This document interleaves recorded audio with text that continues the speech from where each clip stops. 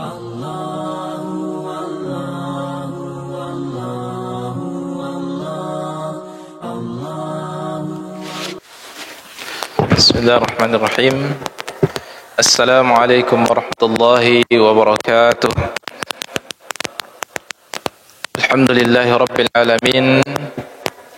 Wassalatu wassalamu ala habibina wa qudwatina Muhammadin wa ala alihi wa sahbihi wa man sara ala nahjihi wa qatafa atharahu ila yaumil rabbil alamin.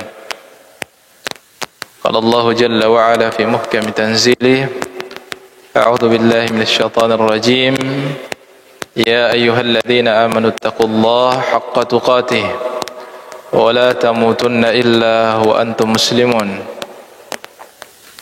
إخواني في الدين أعزني الله وإياكم أجمعين. Alhamdulillah, senantiasa kita memuji Allah Subhanahu wa taala atas segala limpahan nikmat yang Allah Subhanahu wa taala berikan kepada kita, baik dalam bentuk kesehatan yang masih senantiasa kita rasakan, yang mana sebagian atau banyak dari saudara kita yang kemudian diuji dari sisi kesehatan. Begitupun nikmat kesempatan yang Allah Subhanahu wa taala senantiasa berikan kepada kita kemudahan untuk mengisi kesempatan-kesempatan untuk mendulang dan meraih kebaikan, untuk kita senantiasa hadir di dalamnya, yang mana banyak dari hamba-hamba Allah Subhanahu wa taala yang diberikan kesempatan namun tidak diisi dengan kebaikan, atau diberikan kesempatan di hadapannya terbuka banyak peluang kebaikan, namun terlewatkan saja peluang-peluang kebaikan tersebut. Maka nikmat kesempatan yang paling patut untuk kita syukuri adalah nikmat kesempatan yang Allah Subhanahu wa taala berikan kepada kita, dan kita mengisinya dengan amalan-amalan yang bernilai. Adapun kesempatan yang diberikan oleh hamba-hamba Allah Subhanahu wa taala namun hanya berlalu tanpa bernilai atau bahkan diisi dengan keburukan dan dosa, maka kesempatan tersebut adalah kelak akan menjadi bumerang, akan menjadi sebab kebinasaan dia nanti di yaumil akhir. Begitupun nikmat materi yang Allah Subhanahu wa taala berikan kepada kita, semoga semua itu menjadi wasilah, menjadi pendukung untuk kita melakukan ketaatan kepada Allah Subhanahu wa taala. Terlebih lagi nikmat iman, hidayah dan sebagainya yang Allah Subhanahu wa taala berikan kepada kita, sehingga senantiasa kita menjadi hamba Allah Subhanahu wa taala yang menyadari akan hakikat dan tujuan kita di kehidupan dunia ini, dan tidak tergolong hamba-hamba Allah Subhanahu wa taala yang lalai. Salawat dan salam senantiasa kita kirimkan pada qudwa dan panutan kita, teladan kita, Rasulullah sallallahu alaihi wasallam, Nabi yang diutus oleh Allah Subhanahu wa taala sebagai uswatun hasanah, sebagai teladan, memberikan contoh yang terbaik, memberikan peringatan, memberikan kabar gembira, sekaligus rahmatan lil alamin. Diutusnya beliau adalah kebaikan dan manfaat kepada seluruh alam, dan yang paling mendapatkan manfaat terbesar dari alam tersebut adalah umat manusia atau golongan jin dan manusia, yang karena diutusnya beliau sallallahu alaihi wasallam sehingga menjadi sebab umat manusia mendapatkan hidayah, mendapatkan petunjuk yang akan memberikan manfaat kebaikan di dunia dan kelak di akhirat. Ikhwani fid din, azani Allah wa iyyakum ajma'in.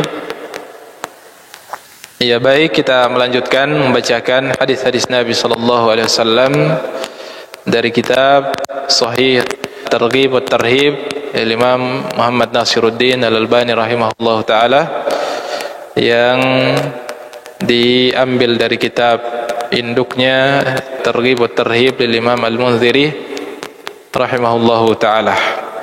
Masih melanjutkan bab at-tarhib, peringatan Nabi SAW min adami itmamir ruku', tentang orang yang tidak menyempurnakan ruku' dan sujudnya, dan iqamatis sulbi bainahuma, dan tidak meluruskan punggungnya ketika dia bangkit dari ruku' ataupun bangkit dari sujud. Wa ma jaa fil khusyu', dan perkara-perkara atau hadis-hadis yang menyebutkan tentang perkara khusyuk di dalam salat.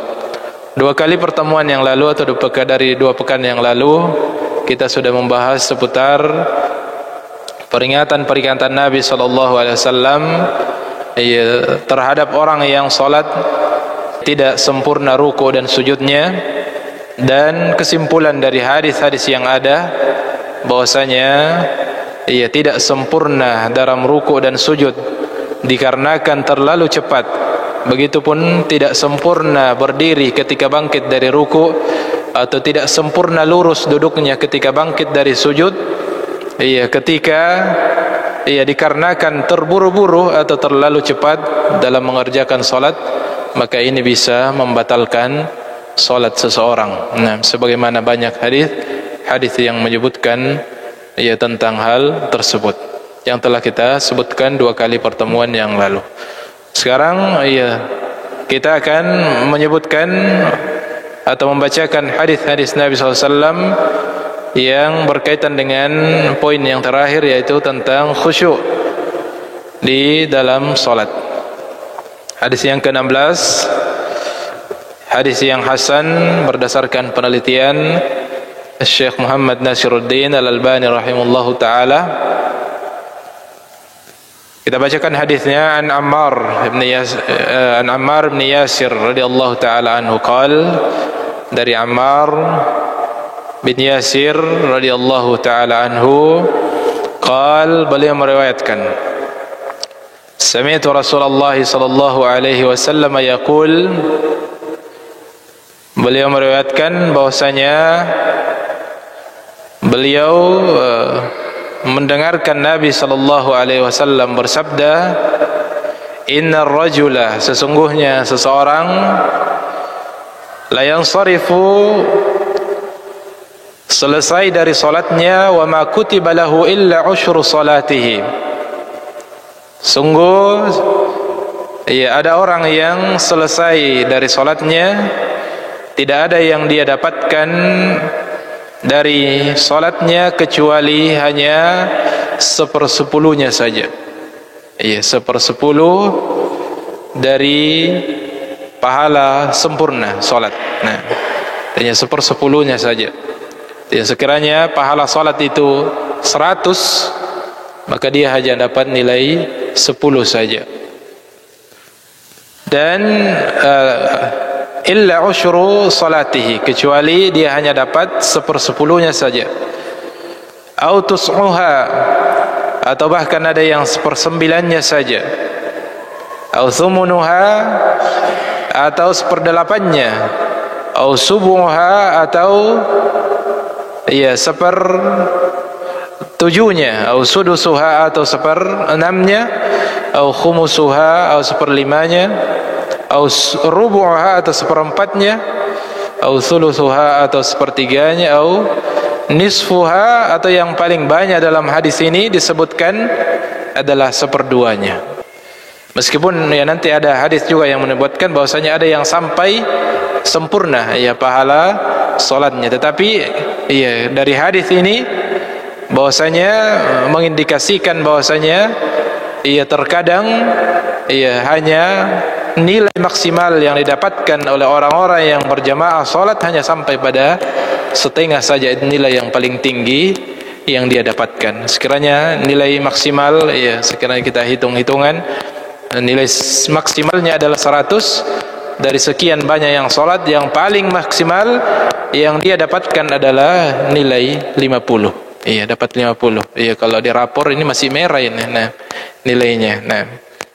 Apalagi 1/3-nya, 1/4 dari 100, 25 saja, 1/5-nya 20 saja, dan seterusnya. Atau 1/10-nya hanya dapat 10 saja. Ini nilai standar minimal. Yang menunjukkan perkara khusyuk.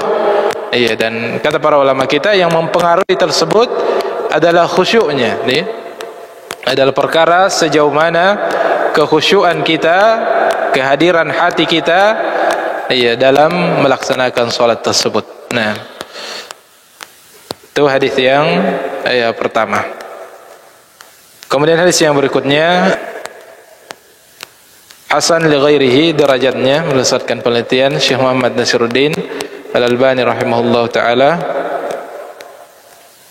an Abil Yasar radhiyallahu anhu anna Nabiya sallallahu alaihi wasallam qala, dari Abu Yasar radhiyallahu anhu bahwasanya Nabi sallallahu alaihi wasallam bersabda, minkum man yusalli as-salata kamilatan, ada di antara kalian orang yang melaksanakan salat secara sempurna. Ini hadis riwayat yang lain. Maksudnya ada juga yang berpeluang untuk mendapatkan nilai sempurna. Dan ketika kita membaca sirah dan sejarah dari salafus saleh, dari kalangan para sahabat, kemudian setelahnya tabi'in dan ulama-ulama setelahnya, ada kisah-kisah memang yang dari kisah mereka ketika mereka salat mengindikasikan bahwasanya sepertinya salatnya 100%, atau sebagaimana yang disebutkan oleh Nabi, kamilah, sempurna pahalanya. Yang mana ketika mereka sudah mulai takbiratul ihram, mereka sudah lupakan semua perkara dunianya. Sekarang ketika dia sudah masuk dalam salatnya, sampai selesai dia salam, hatinya senantiasa teringat kepada Allah Subhanahu wa taala. Atau sebagaimana yang disebutkan tentang makna ihsan, an ta'budallaha ka'annaka tarahu, ketika dia menyembah Allah Subhanahu wa taala seakan-akan dia telah melihat Allah Subhanahu wa taala atau sedang melihat Allah Subhanahu wa taala. Fa in lam takun tarahu, ketika level itu tidak bisa dijangkau, maka minimal khusyuk adalah ketika kita salat, selain kita memaknai, menghayati bacaan-bacaan kita juga senantiasa menghadirkan makna ihsan yang kedua, bahwasanya fa illam takun tarahu fa innahu yarak. Bahwasanya ketika kita tidak mampu untuk mengerjakan salat seakan-akan Allah ada di hadapan kita, kita melihatnya, maka kadar yang dibawanya adalah kita senantiasa meyakini bahwasanya Allah melihat kita. Dan ketika kita membaca sebagian dari kisah para salafus saleh, ada di antara mereka yang betul-betul ketika mereka sudah masuk ke dalam salatnya, ketika dia telah takbiratul ihram, maka tidak ada lagi perkara dunia yang terlintas di pikiran mereka. Maka ini di antara indikasi bahwasanya ada di antara orang-orang yang salat yang kemudian mencapai derajat nilai pahala yang sempurna. Sebagaimana sebagian kisah yang dari salafus saleh, yang kemudian sampai terkena panah pun ketika dia sedang salat dia tidak bergeming karena tingkat kekhusyuan yang sudah luar biasa. Kalau kita digigit nyamuk sudah terganggu, bahkan yang lebih ironi lagi sampai dibunuh nyamuk. Kalau menempel di dinding, maju dulu dipukul, dendam sama nyamuk yang menggigit, mengganggu salatnya. Itu kadar kekhusyuan kita sangat-sangat rendah dalam salat. Dan ini sangat kita sadari. Allahul musta'an.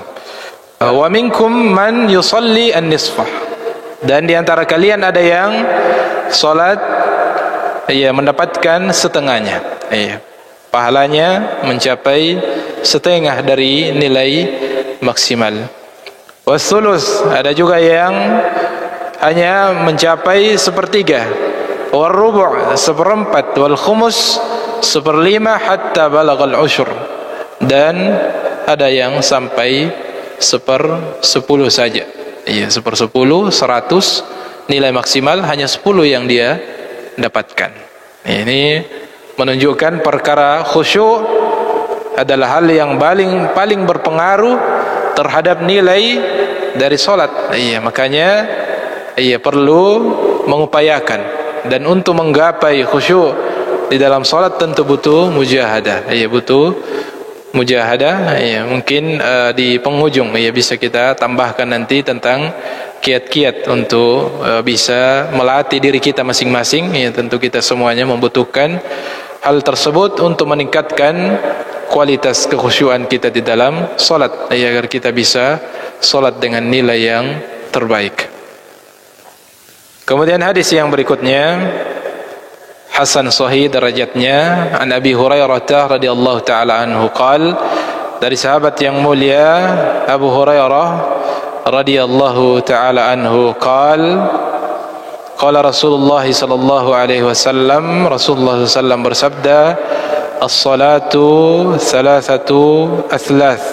Nah, salat itu ia terbagi tiga perkara yang sangat penting di dalamnya, yang sangat berpengaruh terhadap nilainya atau bahkan ia sah tidaknya.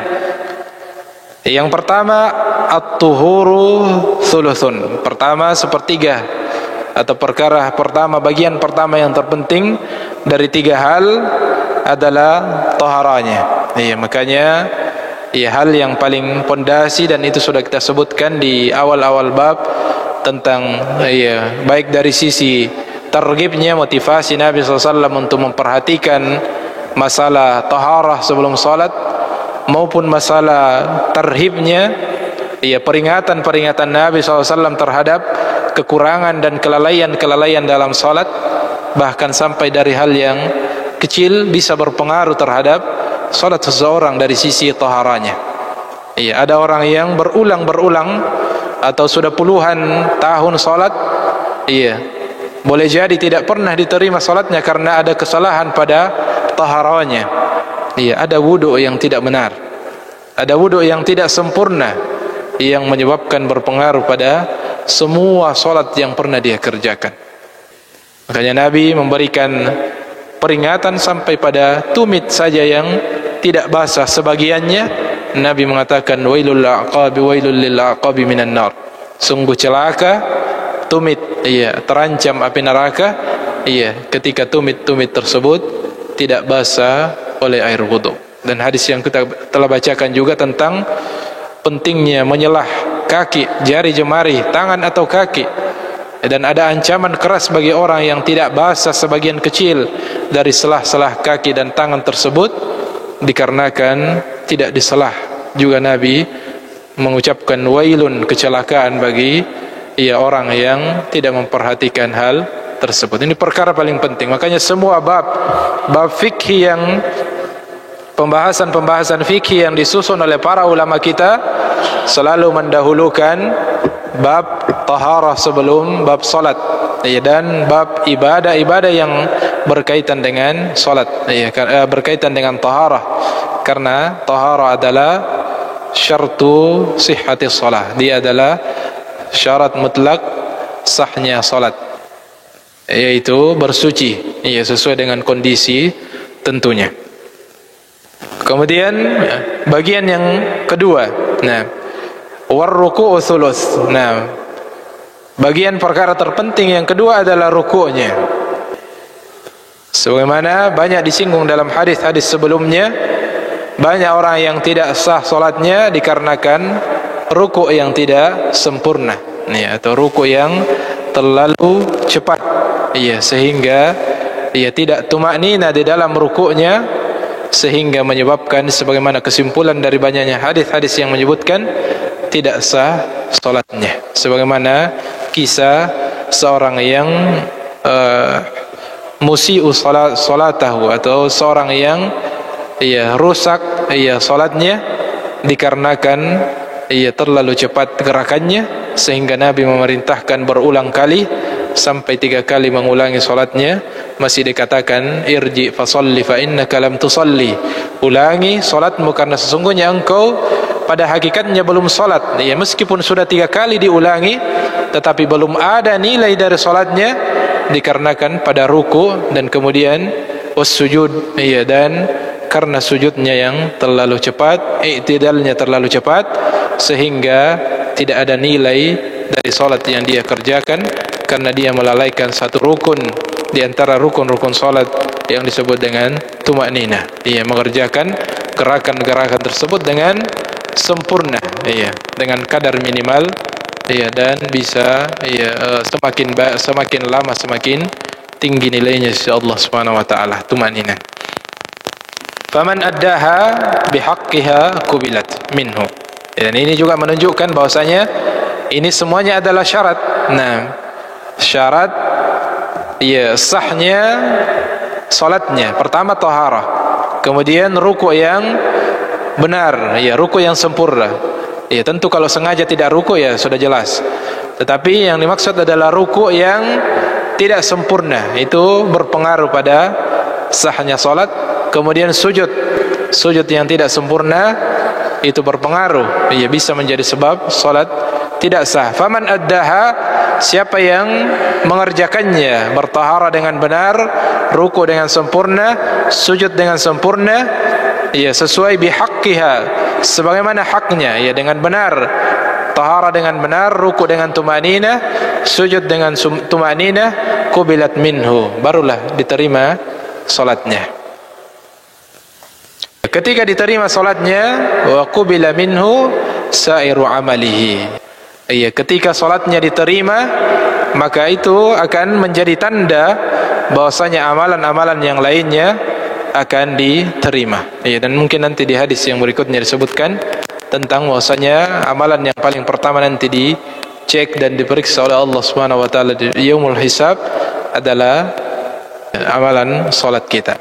Wa man ruddat alaihi salatuhu, siapa yang salatnya dikembalikan kepadanya, ditolak salatnya, artinya salat ada salat yang dia kerjakan.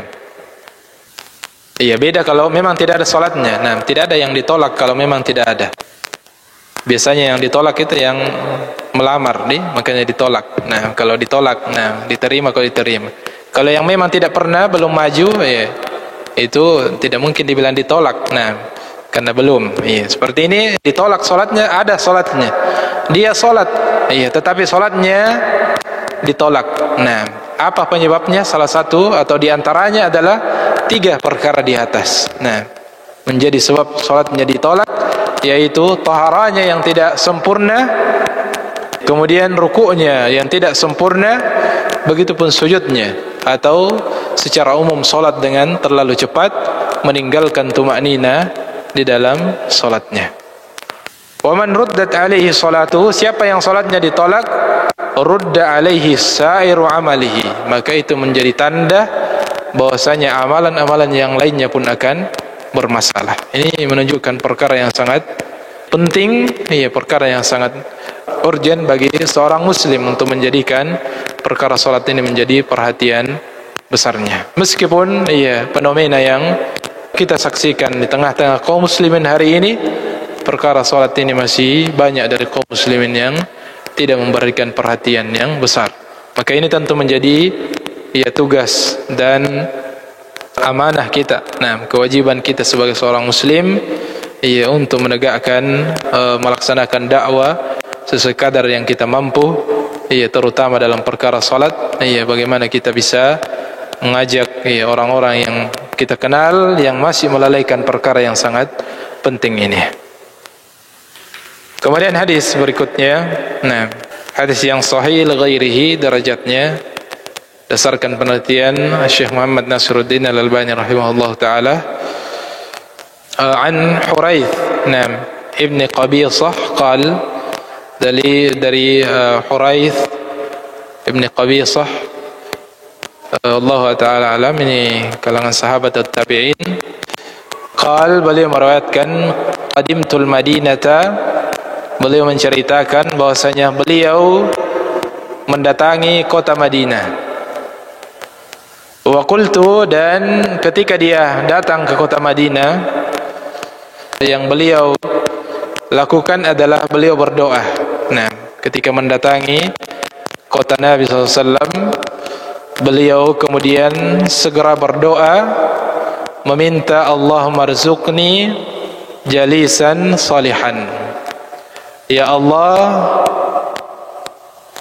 berikan kepadaku, rezekikan kepadaku teman yang baik, teman yang soleh. Dan ini tentu perkara yang sangat penting, ya, dan satu qudwah yang patut untuk diteladani terhadap salafus saleh kita. Dan ketika kita mendatangi satu tempat, mengunjungi satu tempat, ini diantara hal yang sangat penting untuk kita meminta dipertemukan. Ya, apalagi beliau datang seorang diri, belum mengenal mungkin seorang pun yang ada di kota Madinah. Ya, bisa ditelusuri asal negeri dari Huraith ibn Qabisah ini. Ketika dia mendatangi kota Madinah, ya, meskipun kota tersebut ya dikenal sebagai kotanya Nabi SAW, dan tentu ya di saat itu masih banyak dari sahabat Nabi SAW yang masih hidup di kota Madinah.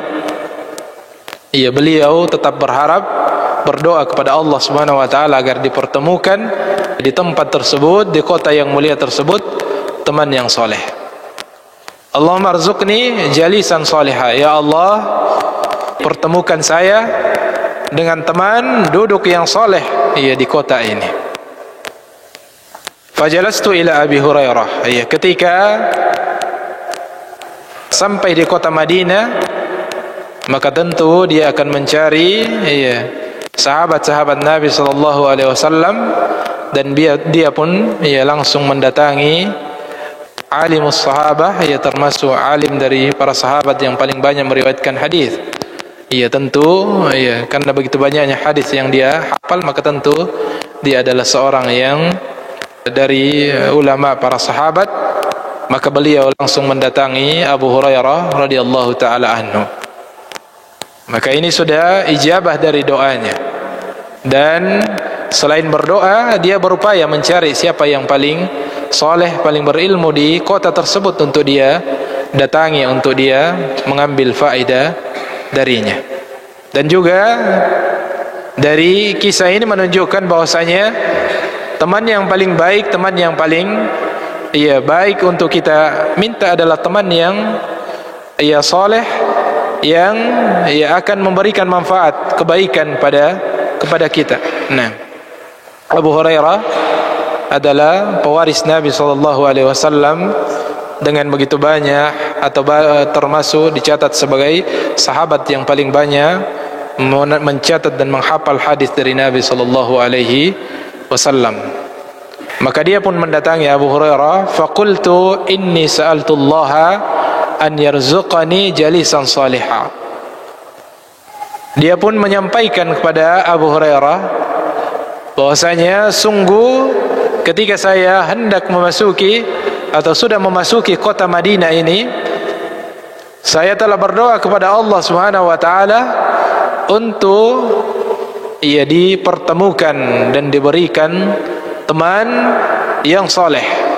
Dan ternyata dia dipertemukan dengan Abu Hurairah radhiyallahu taala anhu. Fahaddithni bihadithin. Oleh karena itu, sampaikan kepada aku hadis sami'tahu min Rasulillah sallallahu alaihi wasallam, yang telah engkau dengarkan secara langsung dari Nabi sallallahu alaihi wasallam. Ini di antara manfaat teman yang soleh, atau di antara indikasi teman soleh adalah teman yang memiliki ilmu yang bisa memberikan manfaat kepada kita.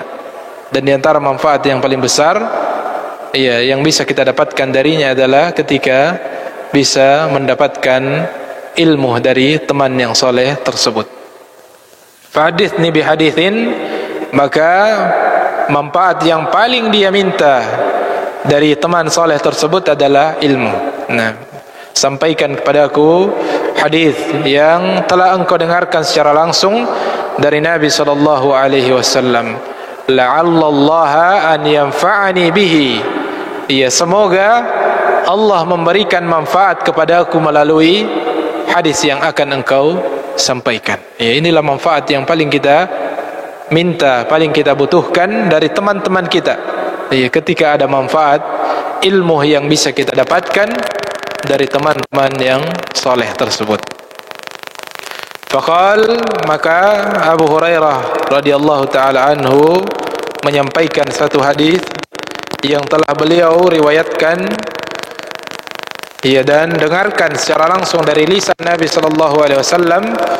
Sami'tu Rasulullah sallallahu alaihi wasallam yaqul, beliau mengatakan, Abu Hurairah mengatakan bahwasanya aku telah mendengarkan Nabi sallallahu alaihi wasallam bersabda, inna awwala ma yuhasabu bihi al-'abdu yawm al-qiyamah min 'amalihi salatuhu. Sebagaimana kita isyaratkan sebelumnya, bahwasanya sesungguhnya perkara yang paling pertama akan dihisab dari amalan atau kewajiban seorang hamba nanti pada hari kiamat, dari amalan-amalannya, salatuhu adalah salatnya.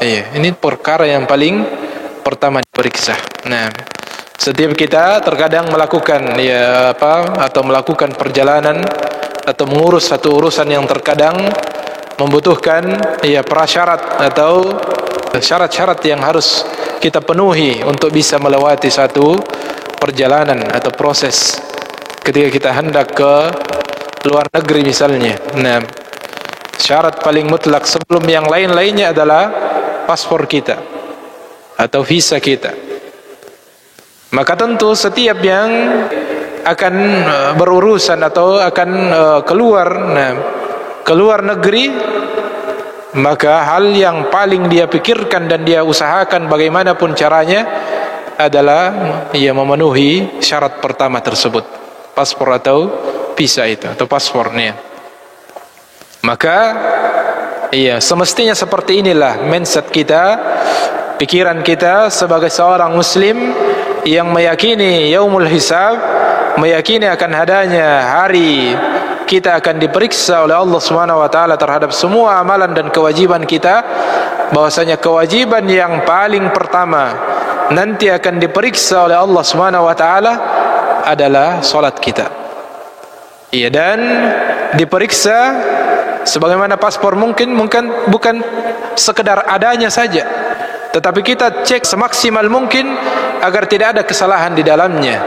Nama kita sesuai dengan KTP atau tidak, tanggal lahir kita sesuai dengan KTP atau tidak, paspornya ini masih berlaku atau tidak, atau ada kerusakan dan seterusnya yang bisa menjadi penghambat kita tidak diloloskan untuk keberangkatan itu.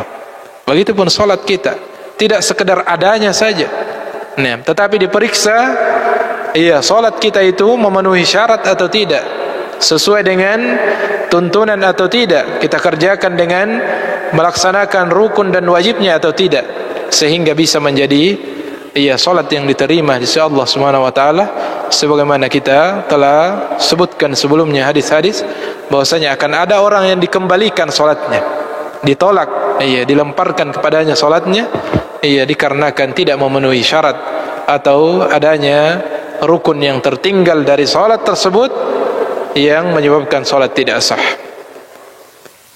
Fa in salahat, sungguhnya yang pertama kali yang akan diperiksa dari amalan seorang hamba nanti pada hari kiamat adalah salatnya.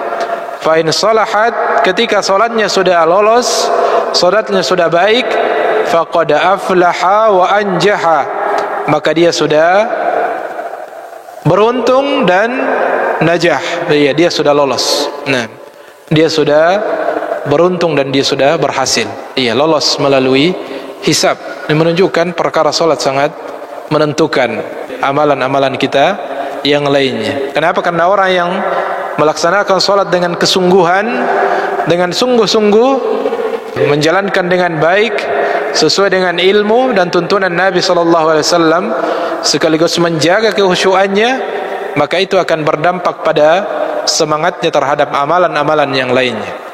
Dan sebaliknya, seseorang yang sampai salatnya saja, amalan kewajiban yang paling pertama saja dia lalaikan, jangan harap dia akan menjalankan amalan-amalan yang lain. Kalau ada yang sampai tidak puasa ketika bulan Ramadan, sudah dipastikan atau kebanyakannya bisa kita pastikan dia tidak salat. Orang yang tidak memperhatikan salatnya, yang tidak membayar zakatnya, padahal dia adalah orang yang mampu. Ketika kita cek ternyata salatnya juga tidak dikerjakan. Apalagi berhaji, meskipun sebagian juga tetap berhaji, kembali dari haji tidak salat, maka ini sangat miris sangat tidak pantas. Maka ketika dijadikan salat itu sebagai standar baiknya amalan, itu karena ada pengaruh besar. Salat yang dikerjakan dengan sebaik-baiknya itu bisa berpengaruh pada semangat kita untuk mengerjakan amalan-amalan yang lainnya. Wa in fasadat faqad khaba wa khasar. Nah, ketika salatnya itu rusak. Nah, ketika salatnya ini rusak, ketika kerusakannya seperti masalah yang kita sebutkan tadi, kerusakan pada rukunnya atau kerusakan pada syaratnya, taharanya tidak terpenuhi, maka dia akan menjadi orang yang celaka dan merugi. Bisa meruginya. Karena kerugian yang paling besar adalah ketika salatnya itu adalah salat yang batal atau salat yang tidak memenuhi syarat sehingga tidak diterima.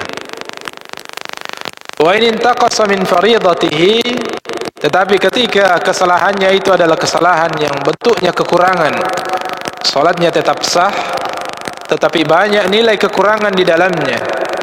Yang boleh jadi adalah pengaruhnya adalah kekhusyuan di dalam salatnya sehingga banyak kekurangan nilai.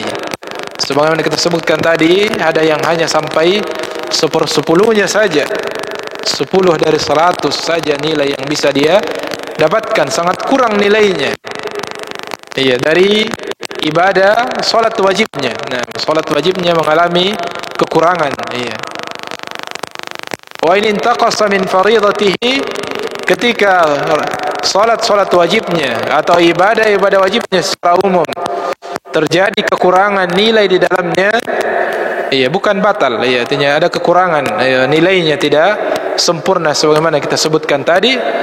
Qala ta'ala, maka Allah Subhanahu wa taala memerintahkan kepada malaikat yang ditugaskan untuk melakukan pemeriksaan, unzuru hal li'abdi min tatawwu'in.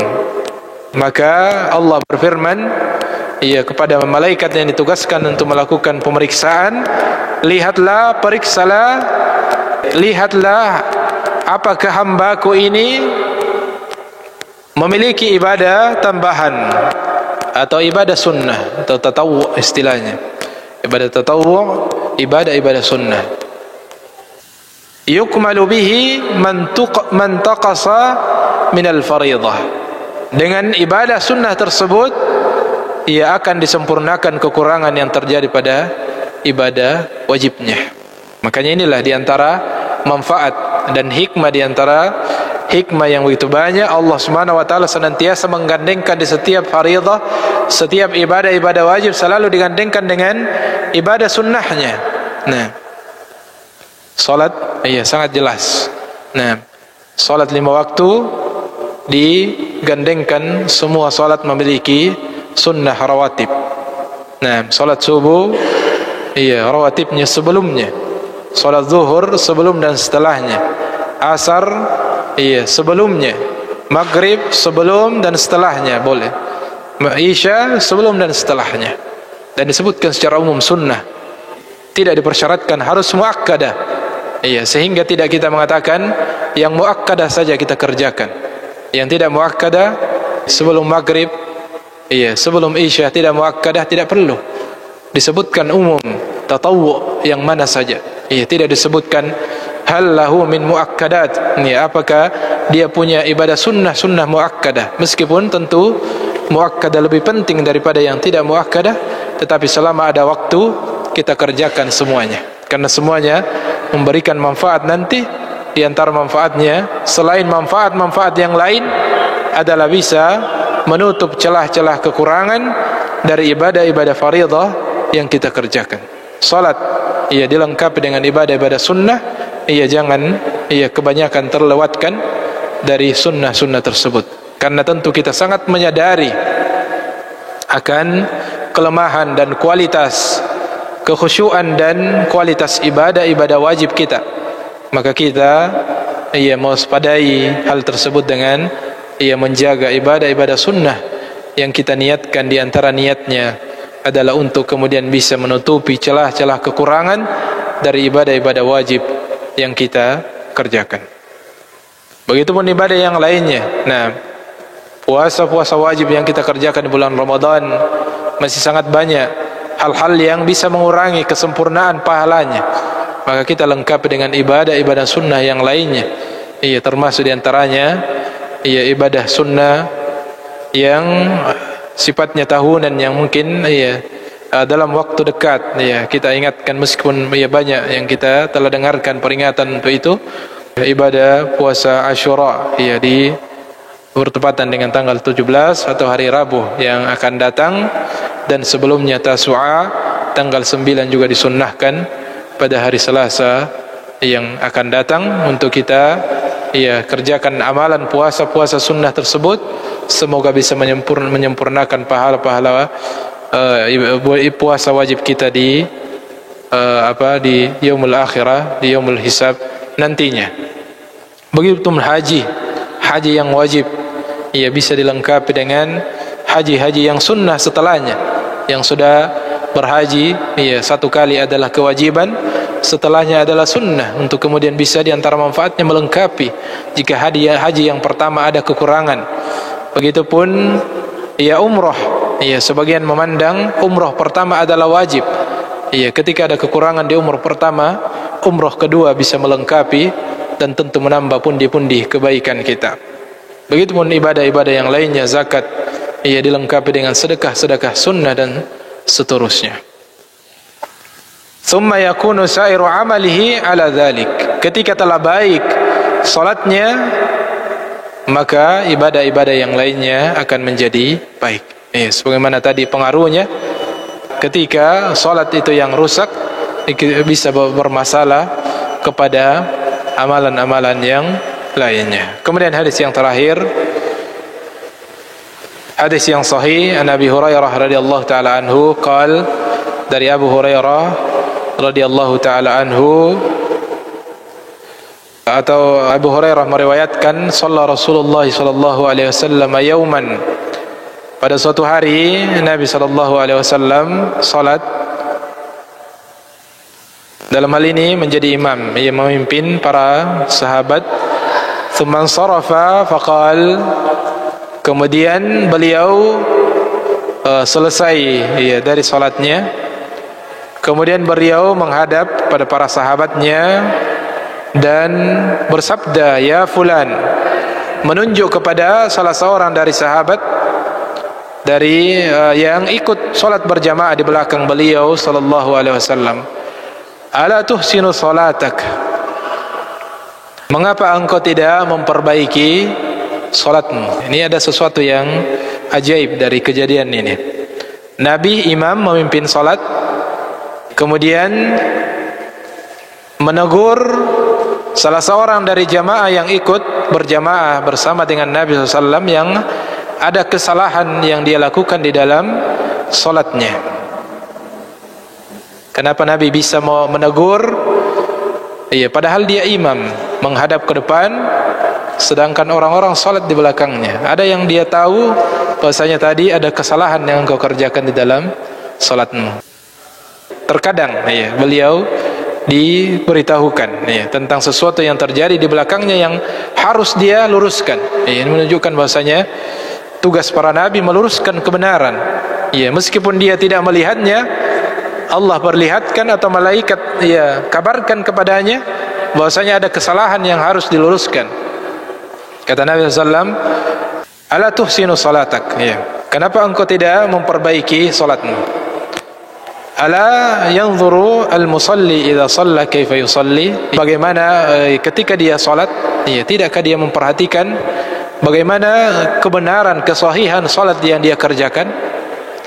Fa inna ma yusalli li nafsihi, karena sesungguhnya ketika dia salatnya itu adalah untuk dirinya. Ketika dia salat itu pahalanya untuk dia persiapkan untuk dirinya. Ketika salatnya rusak, maka dia akan menanggung juga akibatnya, ditolak nanti salatnya. Kemudian Nabi mengatakan, inni la ubsiru min warai, sesungguhnya aku ini melihat dari belakangku. Ini diantara mukjizat Nabi SAW, atau dikabarkan kepadanya beliau bisa melihat kesalahan atau sesuatu yang terjadi di belakangnya. Kama ubsiru min baini yaday, sebagaimana saya melihat yang ada di hadapanku. Ini menunjukkan di antara hal yang berpengaruh tentang salat seseorang adalah dari sisi gerakannya, dari sisi kesalahan pada gerakan salat. Maka mari kita senantiasa mengevaluasi kualitas salat kita.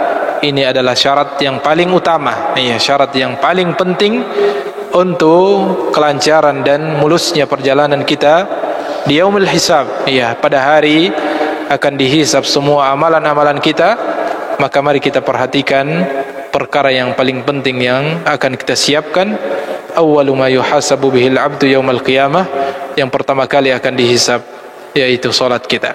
Semoga salat-salat yang telah kita kerjakan adalah salat-salat yang bernilai, dan semakin kita tingkatkan kualitas salat kita termasuk dari sisi kekhusyuannya, agar semakin berkualitas nilai dari salat yang kita kerjakan. Mudah-mudahan ada manfaatnya. Jika ada yang benar, datangnya dari Allah Subhanahu wa taala. Jika ada yang keliru, mohon sekiranya untuk diluruskan, dan selebihnya kita beristighfar kepada Allah Subhanahu wa taala dengan doa kafaratul majlis.